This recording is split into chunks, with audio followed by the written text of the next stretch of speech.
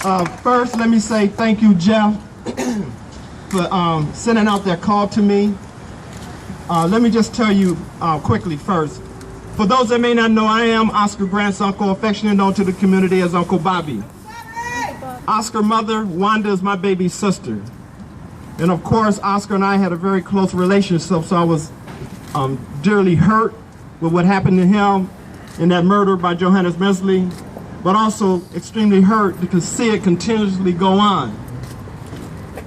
You know, and I want to say I am really, really emotionally touched to see today our public defenders, our attorneys that have represented us in this system to hopefully get some form of real justice that we so truly deserve. So I want to say thank you to all of you that are here today first. No, really, thank you, thank you. This is huge to know that public defenders all around this county right now is speaking and standing to this very issue. See, we're very clear that had it not been for you, the community, that stood with us as a family, that cried with us, that went back and forth to court with us, that utilized your First Amendment right to speak to that very injustice, and most importantly, pulling out your cameras because what you saw and you felt was wrong, and providing it to the family and allowing it to go viral, we wouldn't have been able to do this. So I want to say thank you to the community. That's right, power to the people.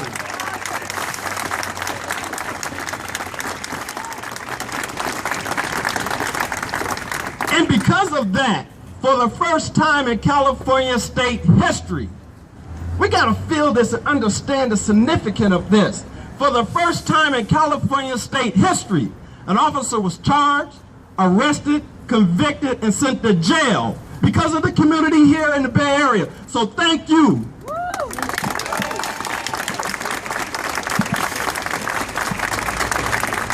You know, and I better add this so that we'll be clear. For the first time in killing a black or brown youth while on duty.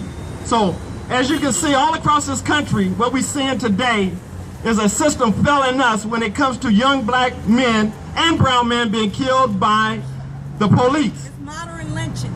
That's right, sister, it's modern lynching. But simple reforms is not gonna just be the answer. Because we gotta understand the system is broken at the grand jury level. And if by chance we can get an indictment charged from the grand jury, we still gotta deal with the district attorney. But let's say if by chance we can get past the district attorney, right, then we still gotta deal with the jury. And if by chance we can get past the jury, we got to deal with the judge, and then of course the appeal court judge. And I'm saying that because at every level, it is broken. It is broken. So simple adding cameras to the police uniform does not mean that the solution has been given and that we should be able to just clap our hands and say all is solved.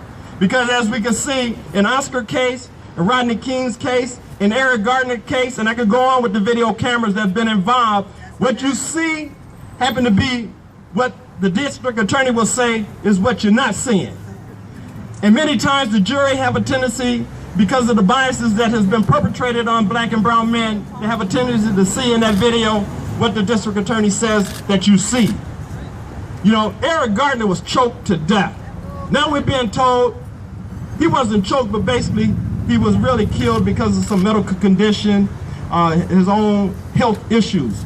You know, Oscar Grant was resisting arrest, and as you can see in the video, he was actually held down, where he said himself, listen to this, while he was on that ground, he said, I can't breathe, I can't breathe. While before he was thrown to the ground, he had his hands up, he said, please don't tase me, please don't tase me, I have a daughter. Michael Brown, hands up. Eric Gardner, I can't breathe. Oscar, I can't breathe. Trayvon Martin, Oscar was on the phone talking to his fiance when Trayvon Martin was on the phone talking to his loved one. All these shootings that we see on a consistent basis throughout this country happen to be mostly derived from a phone call from someone that has a tendency to perceive that this black individual, brown individual is doing something wrong. Tamir Rice, John Crawford, Now, Romaine Brisbane in Phoenix, Arizona, is the most recent. And many of you might not know about this case, but he had pill bottles in his pocket. The officer thought he had a gun. He felt the pill bottles, ended up killing this poor young man in front of his children in the doorway. There's a mass movement, as you can see, all across this country in regards to these shootings. And right now, people are going to Phoenix to assist the community there in speaking to this very issue. So by you being here and expressing your outrage and your disappointment in a system that has purposely and continuously denied the right for us to have true justice is tremendous. So you know what? You need to applaud yourselves for just taking this stand. I want to say again, thank you.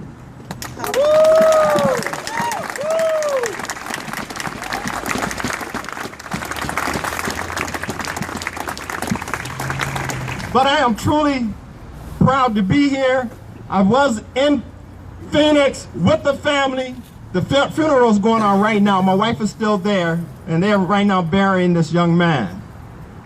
You know, and she called me this morning, sharing the sadness the family is going through, so I'll be able to take them some good news, letting them know that there's a community here in San Francisco, here in the Bay Area, that is standing with that family, of course, crying with that family, but again, utilizing your right to speak to this very injustice that we see on a regular basis. You know, and I need to say this. The very foundation of this system, our society, rests on this criminal justice system. Anytime a people that don't feel like they're getting justice within this system, there's an imbalance that takes place within our own system, the individual. And because of that imbalance, there's all types of mishaps, or not even just mishaps, but actions that can be taken in regards to get that justice that we so truly deserve. So it is incumbent upon us to understand that we are at a state of emergency.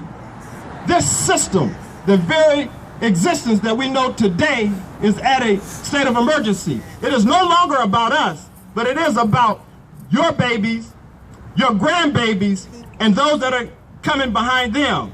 If we fail in our responsibility to change this system, as Jeff has taken the lead in bringing you out here to do, then we're failing our responsibility to bring our children a better condition in this life, a better society.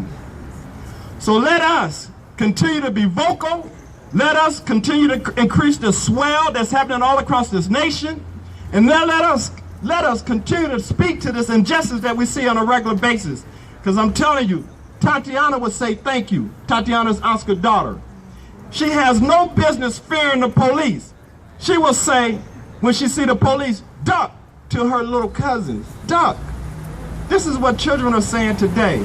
What happened to Michael Brown in them streets and them young children seeing it has been traumatized. These babies, these children are fearing the police to such a degree that there's nothing good that can come out of that except devastation to this total country. So we have a sincere commitment to make this world and the society a better place for them. And that means the total destruction of this system in the way that we know it, and to rebuild it in a way that will be fair and just to all. So let me say, and we got to echo this so these young men here that are locked up can hear this: Black Lives Matter. Black Lives Matter. Black Lives Matter. Black Lives Matter. Black Lives Matter. Black Lives Matter. Black Lives Matter.